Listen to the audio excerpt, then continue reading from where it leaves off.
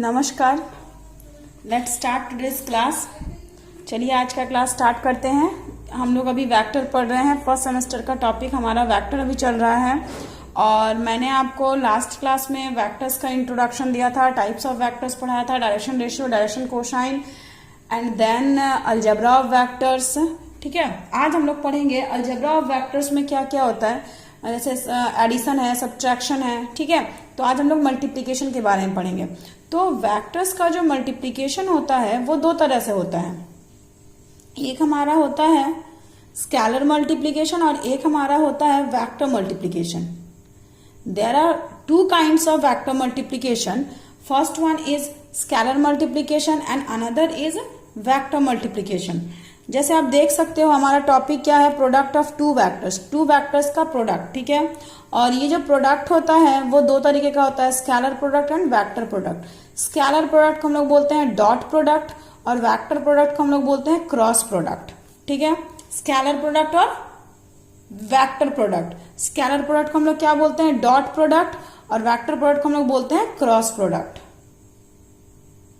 तो scalar product and vector product. ठीक है, so vector multiplication is of two types, scalar product and vector product. Scalar product is known as what, dot product, and vector product is known as cross product. ठीक है, तो चलिए पहले हम लोग देखते हैं स्केलर प्रोडक्ट के बारे में। बड़ा इजी, आप ध्यान दीजिएगा। ठीक है, scalar product of two vectors, दो वेक्टर्स का हम लोग किस तरीके से निकालते हैं स्केलर प्रोडक्ट। ठीक है, ए और बी मान लेते हैं कोई भी दो नॉन जीरो वैक्टर्स है। ठीक है, if A and B any two non zero vectors, non zero vectors में जीरो नहीं है। ठीक है, तो उस कंडीशन में scalar product of A and B, scalar product of A and B is denoted by A dot B. ठीक है, अगर हमारा ए और बी दो नॉन जीरो वैक्टर्स है तो scalar product of A and B, A और बी के स्केलर प्रोडक्ट को हम लोग कैसे डिनोट करते हैं, तो हम डिनोट करते हैं ए डॉट बी से। ठीक है, scalar product of two vectors मतलब दो वेक्टर का स्केलर प्रोडक्ट को हम लोग डिनोट कैसे करते हैं, ए डॉट बी से।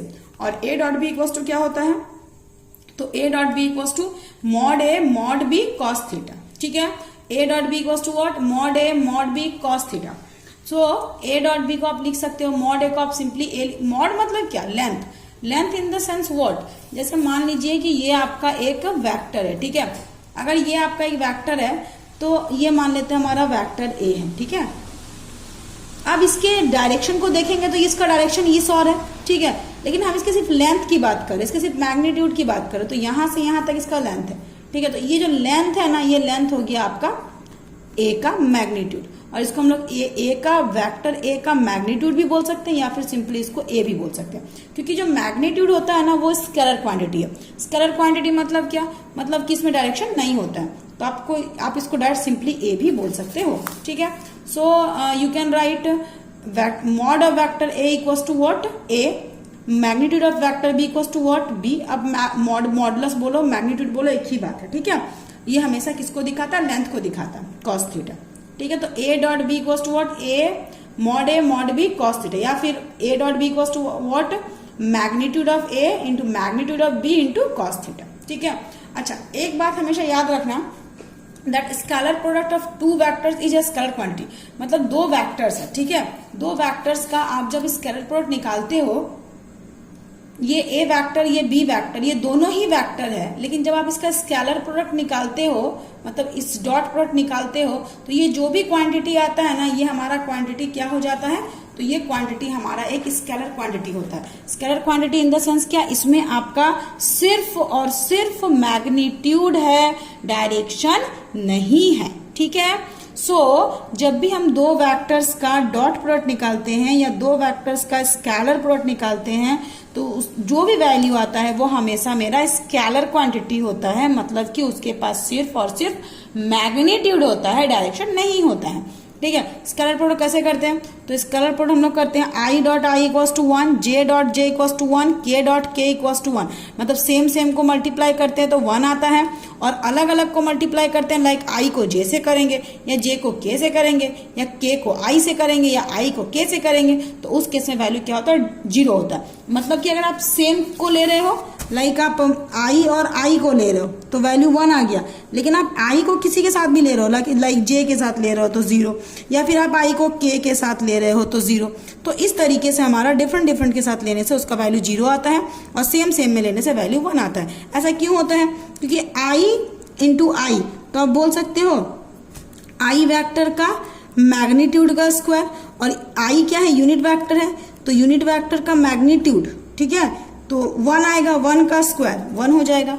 ठीक है, चलिए कुछ और भी कुछ पैटर्न होता है, लाइक a और b अगर i j k के फॉर्म में है उस टाइम पे a डॉट b क्या होगा देखते हैं। अब देखो, अगर आपका vector a equals to a1i plus b1j plus c1k है, आपका vector b is equals to a2i plus b2j plus c2k है, ठीक है, a is equals to this और b is equals to this है, तो a dot b equals to क्या होगा? ठीक है, तो आप ध्यान देना, सबसे पहले हमें करना क्या है, इस a को इस b से मल्टीप्लाई करना, यानी कि i को आप इससे पहले आप इस पूरे को इन तीनों से मल्टीप्लाई करोगे, देन इस पूरे को इन तीनों से मल्टीप्लाई करोगे, देन इस पूरे को इन तीनों से मल्टीप्लाई करोगे। जब इसको इससे मल्टीप्लाई करोगे तो a1 a2 इंटू आई डॉट आई, तो आई डॉट आई का तो वैल्यू 1 हो गया, तो a1 इंटू a2 हो गया। देन जब आप इसको इससे मल्टीप्लाई करोगे तो a1 b2 तो होगा, लेकिन i डॉट j का वैल्यू 0 हो जाएगा, मतलब ये पूरा वैल्यू 0 हो जाएगा। फिर इसे इससे मल्टीप्लाई करोगे तो i और k का वैल्यू 0 हो जाएगा, मतलब ये 0 हो जाएगा, मतलब इसके साथ सिर्फ ये मल्टीप्लाई होगा तो a1 a2 बचेगा, बाकी ये दोनों 0 हो जाएगा। जब इसे मल्टीप्लाई करेंगे इसके साथ तो j i का वैल्यू 0 हो जाएगा, सिर्फ ये वाला के साथ j j है, मतलब b1 इंटू b2 और j इंटू j मतलब आपका क्या हो जाएगा 1। ठीक है, तो और फिर ये भी आपका 0, क्योंकि j और k है, डिफरेंट में वैल्यू क्या होता है 0 होता है। तो जब इसे मल्टीप्लाई करेंगे इन तीनों से तो सिर्फ ये इसके साथ मल्टीप्लाई होगा, बाकी दोनों 0। इसे मल्टीप्लाई करेंगे इन तीनों से सिर्फ j के साथ मल्टीप्लाई होगा, ये दोनों हमारा 0।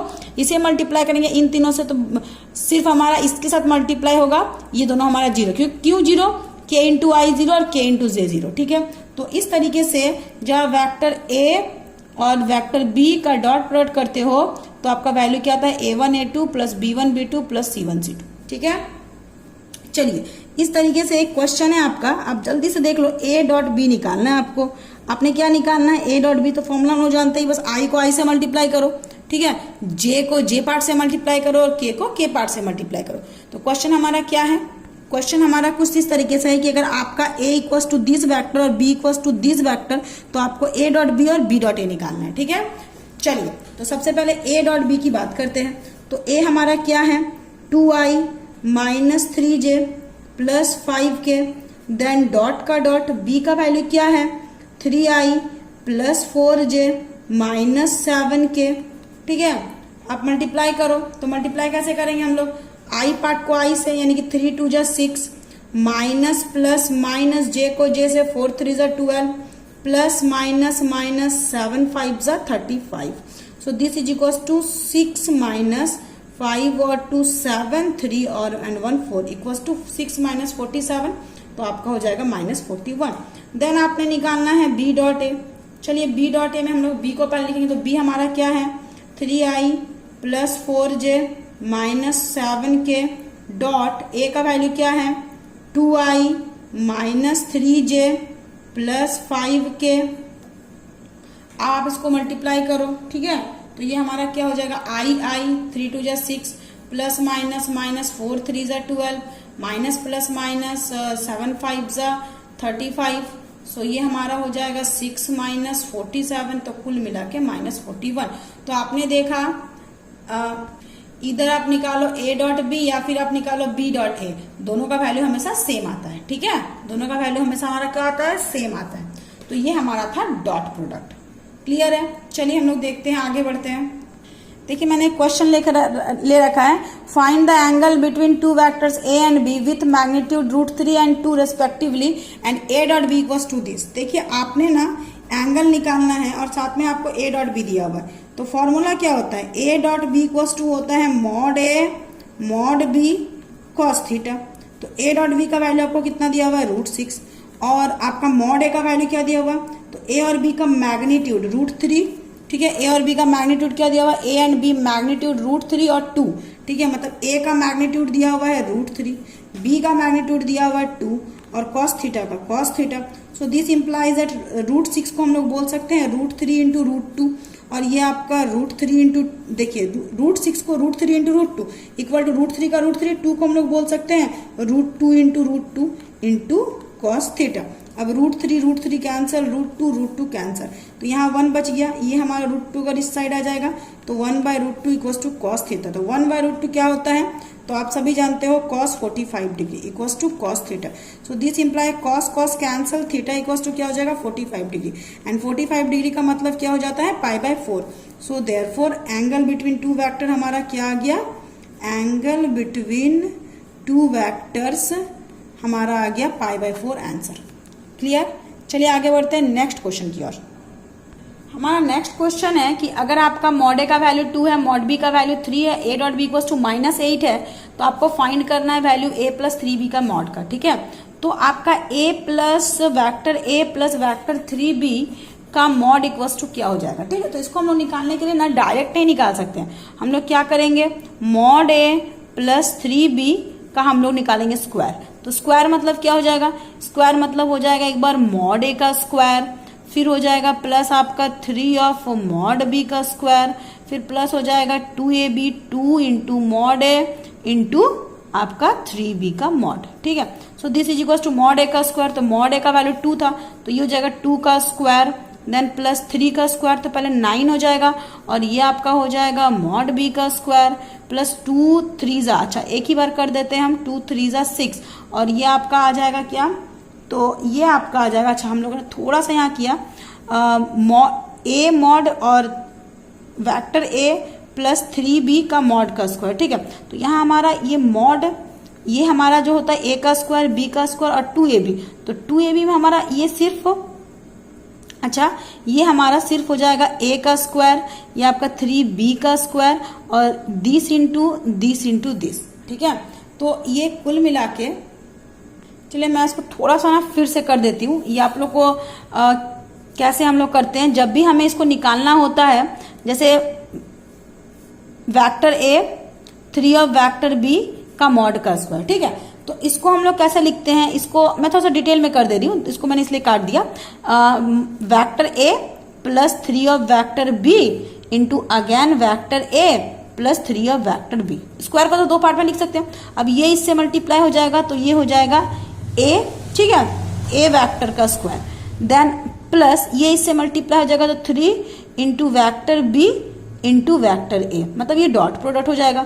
ठीक है, अब आपका ये इससे मल्टीप्लाई हो जाएगा, तो प्लस अगेन 3, ठीक है 3, और ये आपका हो जाएगा vector A into vector B, again plus this into this, तो 3 3 9, और ये आपका हो जाएगा 3 3 9, और ये आपका हो जाएगा बी का स्क्वायर। ठीक है, मैंने डिटेल में कर दिया आपको, मैंने इसमें थोड़ी सी डिटेलिंग कर दी। ठीक है, ये आपको क्लियर अगर नहीं होता तो अब हम, ये हमारा वेक्टर ए का स्क्वायर था, तो इसको हम लिख सकते हैं ए के मॉड का स्क्वायर। ठीक है, plus 3 into B dot A, again 3 into A dot B, तो मैंने अभी लास्ट क्वेश्चन में आपको बताया बी डॉट ए और ए डॉट बी का वैल्यू सेम होता है, तो ये दोनों वैल्यू सेम है, बी डॉट ए बोलो या फिर ए डॉट बी बोलो, तो 3 into B dot A plus 3 into B dot A, तो कुल मिला क्या हो जाएगा 6 इंटू बी डॉट ए। ठीक है, एंड प्लस ये आपका हो जाएगा 9 बी वेक्टर का स्क्वायर, यानी कि ये हो जाएगा मॉड बी का स्क्वायर। ठीक है, क्लियर है, तो स्क्वायर का मतलब इसको हम लोग 2 पार्ट में तोड़ दिया, देन मल्टीप्लाई कर दिया। ठीक है, डायरेक्ट नहीं करके हम लोग ऐसे कर दिए। चलिए दिस इक्वल, इसका वैल्यू था 2, देखिए आप ऊपर 2, तो ये 2 का स्क्वायर 4 प्लस 6 का 6, बी डॉट ए का वैल्यू क्या था -8, देन प्लस 9 का 9, और बी का वैल्यू क्या था, मॉड बी का वैल्यू 3 था, और 3 का स्क्वायर हो जाएगा 9। So this equals to 4 plus minus minus 8 6 जा 48 प्लस 81, तो ये आपका हो जाएगा 81 प्लस 4, तो 85 माइनस 48। ठीक है, तो ये आपका हो जाएगा 37। तो आपका vector A plus 3 of vector B का स्क्वायर, मॉड का स्क्वायर आपका इतना आ गया। So therefore vector A plus 3 of vector B equals to क्या हो जाएगा, तो दिस इज इक्वल्स टू आपका हो जाएगा इसका अंडर रूट 37। क्लियर है, आपको ये भी क्लियर होगा ना, मैंने यहाँ पर क्यों काटा, यहाँ पर हम डायरेक्ट कर रहे थे और डायरेक्ट तो कर नहीं सकते हैं, तो इसीलिए हम लोग इसको तोड़ तोड़ के दिखा दिया आपको। ठीक है, ताकि आपको क्लियर हो जाए कि हम लोगों ने क्या करा। तो हम लोगों ने vector A vector A plus 3 of vector B का पहले स्क्वायर लिया, तो स्क्वायर मतलब 2 बार हम लोग उसको लिख सकते हैं, 2 टाइम्स लिख सकते हैं, and then directly this into this, this into this, this into this and this into this, बस। ठीक है, चलिए आगे बढ़ते हैं। आगे का हमारा टॉपिक है वेक्टर प्रोडक्ट। ठीक है, हमारा टॉपिक क्या है? Vector product. जी हाँ, चलिए देखते हैं वेक्टर प्रोडक्ट क्या होता है। मान लेते हैं ए और बी कोई दो नॉन जीरो वैक्टर्स हैं, तो ए और बी का वेक्टर प्रोडक्ट को हम लिख सकते हैं ए क्रॉस बी। ठीक है, ए क्रॉस वेक्टर बी, और vector A cross vector B का वैल्यू क्या होता है? तो mod A mod B sine theta into unit vector N. ठीक है, आप बोलोगे मैम यहाँ पे यूनिट वेक्टर क्यों?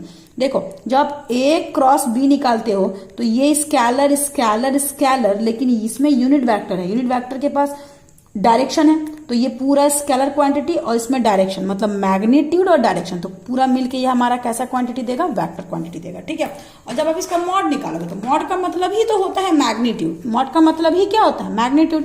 तो जब आप ए क्रॉस बी का मॉड निकालोगे, ठीक है, तो ये mod A mod B sine theta हो जाएगा। क्लियर? तो कुछ इस तरीके से कि अगर आपका ए और बी दो नॉन जीरो वैक्टर्स है, तो वेक्टर प्रोडक्ट ए और बी का क्या होता है? ए क्रॉस बी, और ए क्रॉस बी का वैल्यू क्या होता है? Mod A mod B sine theta into unit vector N. ठीक है, और ए क्रॉस बी का जब आप मैग्नीट्यूड निकालोगे तो इस पूरे का मैग्नीट्यूड, तो ये तो ऑलरेडी मैग्नीट्यूड है तो ये तो उतना ही हो जाएगा, ये भी मैग्नीट्यूड है उतना ही हो जाएगा, साइन थीटा का मैग्नीट्यूड साइन थीटा ही हो जाएगा, लेकिन एन का मैग्नीट्यूड आपका क्या हो जाएगा? 1 हो जाएगा। ठीक है, मतलब मैग्नीट्यूड तो हमेशा स्केलर क्वांटिटी देगा ना, इसलिए इसको दिखाने का जरूरत नहीं है। लेकिन जब हम सिर्फ ए क्रॉस बी की बात कर रहे हैं तो वहां पर हमारा ये रहना बहुत जरूरी है, क्योंकि ये पूरा स्केलर क्वांटिटी है और इसके साथ ये जुड़ता है, इसीलिए वेक्टर क्वांटिटी बनता है। देखिए, इसका वैल्यू और इसका वैल्यू सेम है, लेकिन इसके पास मैग्नीट्यूड के साथ डायरेक्शन है, इसके पास सिर्फ मैग्नीट्यूड है। ठीक है, ठीक है। और आप बोलोगे मैम क्या वैल्यू चेंज हुआ? तो बिल्कुल वैल्यू नहीं चेंज हुआ। क्यों नहीं चेंज हुआ? क्योंकि इसका वैल्यू तो 1 होता है, तो 1 किसी का मल्टीप्लाई होके तो उतना ही हो जाएगा ना, तो इसका वैल्यू सेम है, क्योंकि इसका वैल्यू ओनली 1 होता है, लेकिन इसमें डायरेक्शन है, यूनिट वेक्टर के पास डायरेक्शन है, यूनिट वेक्टर के पास वही डायरेक्शन है जो डायरेक्शन आपका उसके वेक्टर के पास है। ठीक है, मतलब ए और ए क्रॉस बी का जो डायरेक्शन होगा ये किस पे डिपेंड करेगा? यूनिट वेक्टर के डायरेक्शन पे डिपेंड करेगा। ठीक है, सो ए क्रॉस बी का मॉड जब निकालेंगे तो यहाँ पर यूनिट वेक्टर हट जाएगा, सिर्फ mod A mod B and sine theta. So एक चीज आप नोटिस करिएगा कि हम लोगों ने देखा था कि scalar product of two vector, दो वेक्टर्स का स्केलर प्रोडक्ट हमेशा स्केलर होता है। स्केलर प्रोडक्ट दो वेक्टर का यानी कि डॉट प्रोडक्ट दो वेक्टर का स्केलर क्वांटिटी होता है, लेकिन दो वेक्टर का वेक्टर प्रोडक्ट जो है वो हमेशा कैसा क्वांटिटी होता है? वेक्टर क्वांटिटी होता है, ये याद रखिएगा। ठीक है, दो वेक्टर का वेक्टर प्रोडक्ट मतलब कि दो वेक्टर का क्रॉस प्रोडक्ट हमेशा वेक्टर क्वांटिटी होता है। चलिए इसको हम थोड़ा सीखते हैं। जैसे ये हमारा आई है, ये हमारा जे है, ये हमारा के है। ठीक है, तो अगर आप सेम को मल्टीप्लाई करोगे ना, तो आई को आई के साथ क्रॉस करोगे तो 0, जे को जे के साथ क्रॉस करोगे तो 0, के को के के साथ क्रॉस करोगे तो 0। यहाँ उल्टा हो गया ना, वहां पे क्या था? आई डॉट आई का वैल्यू 1, जे डॉट जे का 1, के डॉट के का 1, लेकिन यहाँ पर सेम के साथ क्या होता है? 0 हो जाता है। ठीक है, अब अगर डिफरेंट करोगे तो क्या होगा? तो ये अगर क्लॉक वाइज चलता है, क्लॉक कैसे चलता है? ऐसे चलता है। ठीक है, क्लॉक हमारा ऐसे घूमता है, तो अगर ये क्लॉक वाइज चलेगा, अगर ये क्या चलेगा? क्लॉक वाइज चलेगा। ठीक है, तो in the case of clock wise में क्या हो जाएगा? तो क्लॉकवाइज के केस में हमारा नेगेटिव होगा और एंटी क्लॉकवाइज के केस में पॉजिटिव होगा, मतलब ये उल्टा घूमेगा तो पॉजिटिव। आई को जे के साथ मल्टीप्लाई करेंगे तो ये हो जाएगा के, लेकिन अगर जे को आई के साथ मल्टीप्लाई करेंगे तो ये होगा माइनस के। अगेन अगर आप जे को के के साथ मल्टीप्लाई कर रहे हो, जे इज मल्टीप्लाई बाय के, तो ये उल्टा घूम रहा है ना, एंटी क्लॉकवाइज, तो ये हमारा इसका वैल्यू आई। लेकिन अगर आपका के जे के साथ मल्टीप्लाई हुआ तो ये माइनस आई हो जाएगा। क्लियर? अगेन अगर आपका k इंटू आई होता है तो k इंटू आई तो एंटी क्लॉकवाइज घूम रहा है ना, घड़ी के विपरीत घूम रहा है, तो k into i equal to j. लेकिन अगर आपका i इंटू के होता है तो क्लॉकवाइज घूम रहा है, मतलब इसका वैल्यू माइनस जे। ठीक है, चलिए तो ये याद रखेगा, i into j equal to k, j into k equal to i और k into i equal to j. ठीक है, वेक्टर प्रोडक्ट कैसे निकालते हैं? चलिए, vector product of two vectors. ठीक है, ए का वैल्यू, वेक्टर ए का वैल्यू है मान लीजिए a1i plus a2j plus a3k, vector B का मतलब है b1i plus b2j plus b3 के। तो a क्रॉस b हम लोग निकालते हैं i j के, शुरू में a है तो a का कॉफिशिएंट, बाद में b है तो b का कॉफिशिएंट। अगर ये b क्रॉस a होता तो इसको b क्रॉस a होता तो पहले b का कॉफिशिएंट, उसके बाद ए का कॉफिशिएंट। अब इसको मल्टीप्लाई कैसे करेंगे, ये तो आप डिटर्मिनेंट निकालना जानते हो। आई को लेंगे तो ये कैंसल, तो A2B3 माइनस B2A3 देन जे का प्लेस पे हमारा माइनस जे हो जाएगा ना, ये कैंसल A1B3, ये आपका हो जाएगा A1B3 minus B1A3 then plus जब हम लोग के को लेंगे तो ये cancel A1B2 minus B1A2 clear. तो इस तरीके से हम लोग निकालते हैं A cross B determinant method से, ठीक है। आप ऐसे भी निकाल सकते थे, देखिए कितना टफ हो जाता। आप A1I को इससे मल्टीप्लाई करते तो I into I cross I 0 होता, तो इसको इसके साथ मल्टीप्लाई करते, फिर इसको इसके साथ मल्टीप्लाई करते, तो I डॉट जे हमारा क्या होता, तो आपको वो साइन कन्वेंशन देखना पड़ेगा। I डॉट जे यानी K हो जाएगा, देन आप इसको इससे मल्टीप्लाई करोगे तो I डॉट K क्या हो जाएगा, तो I डॉट जे आपका K होगा, लेकिन I डॉट K आपका क्या हो जाएगा, माइनस जे हो जाएगा। तो उसमें आपको बहुत ध्यान देना पड़ेगा पूरे साइन कन्वेंशन पे, और सबसे बेटर है आप डिटर्मिनेंट मेथड से डायरेक्ट निकाल लो, ठीक है।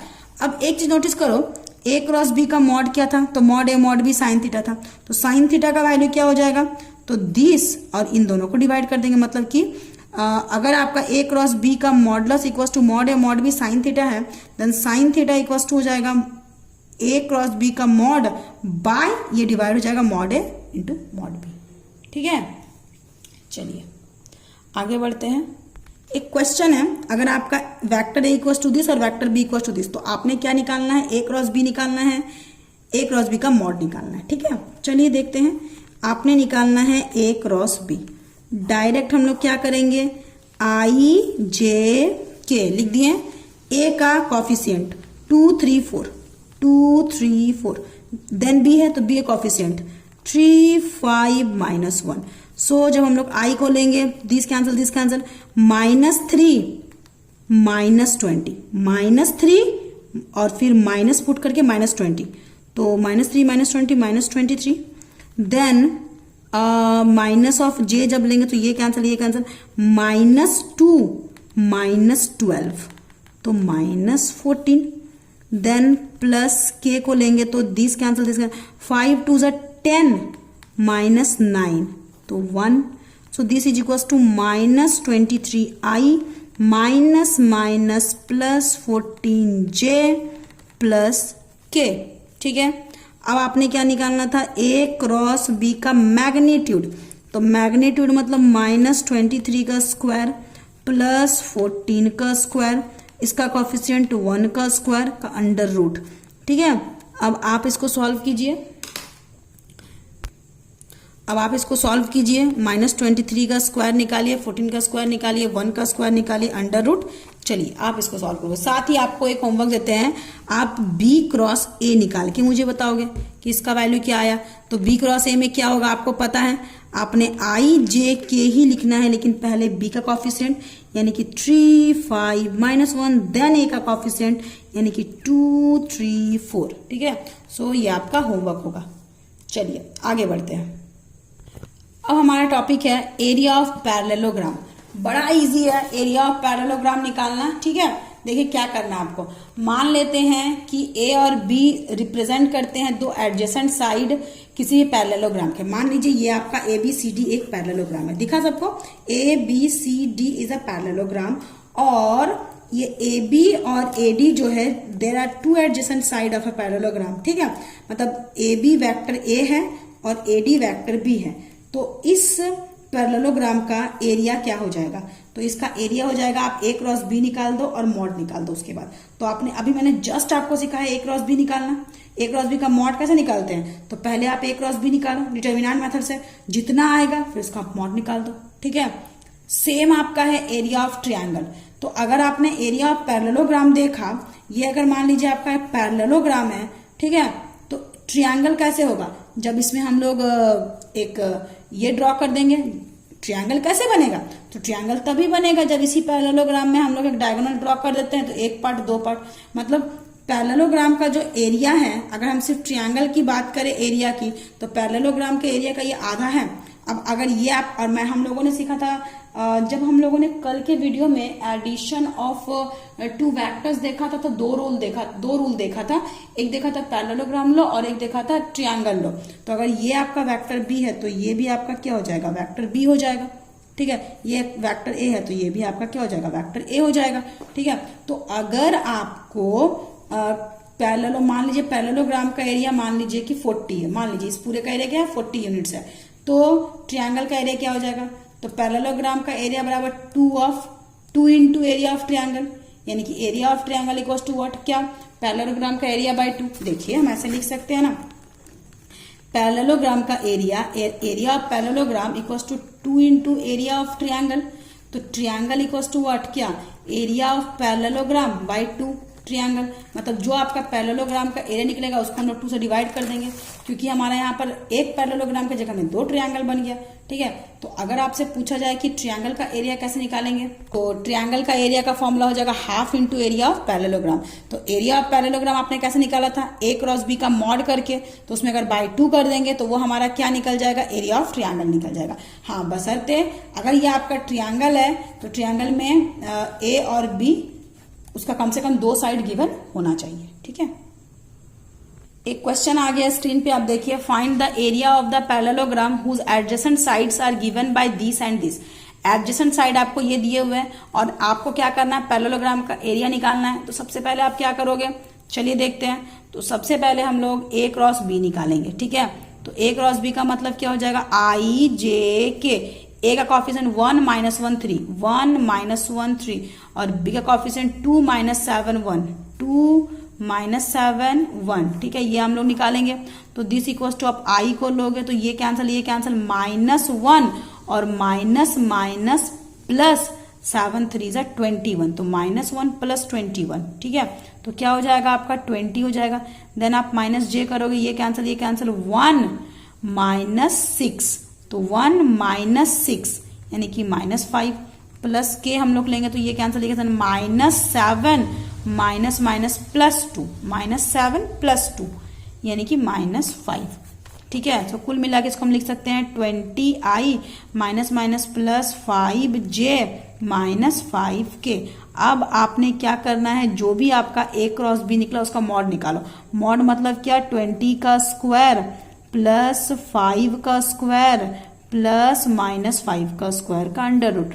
20 का स्क्वायर मतलब 400, 5 का स्क्वायर मतलब 25, अगेन -5 का स्क्वायर मतलब 25। ठीक है, सो कुल मिला के आपका 450 का रूट हो जाएगा। आप इतने में ही छोड़ दो, या फिर आप अगर चाहो तो इसको और आप आगे बढ़ सकते हो उसमें। ठीक है, तो ये आपका क्या हो जाएगा, इतना स्क्वायर यूनिट। आपने एरिया निकालना है ना, तो जब भी हम बात करते हैं एरिया की, उसका यूनिट क्या होता है, स्क्वायर यूनिट्स आंसर।